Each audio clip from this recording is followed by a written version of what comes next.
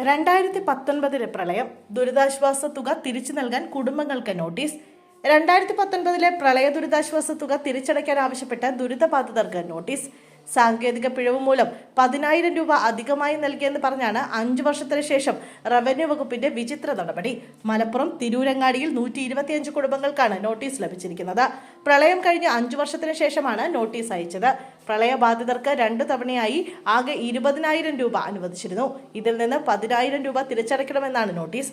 അടച്ചില്ലെങ്കിൽ revenue recovery പ്രകാരം തുക ഈടാക്കും. സാങ്കേതിക പിഴവ് മൂലമാണ് പണം കൂടുതൽ ലഭിച്ചതെന്നാണ് വിശദീകരണം.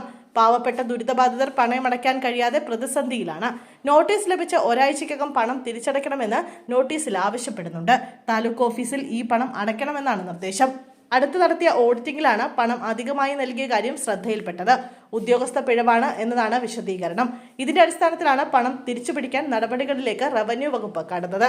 2019 ഉദ്യോഗസ്ഥരെത്തി പരിശോധന നടത്തി തെരഞ്ഞെടുത്ത കുടുംബങ്ങൾക്കായിരുന്നു പണം അനുവദിച്ചിരുന്നത്. ഇങ്ങനെ നൽകിയ പണത്തിൽ നിന്നാണ് 10,000 രൂപ തിരികെ അടയ്ക്കണമെന്ന് ആവശ്യപ്പെട്ടിരിക്കുന്നത്. തിരുവനന്തപുരത്ത് നിന്ന് നേരിട്ടാണ് പണം പ്രളയബാധിതർക്ക് നൽകിയിരുന്നത്.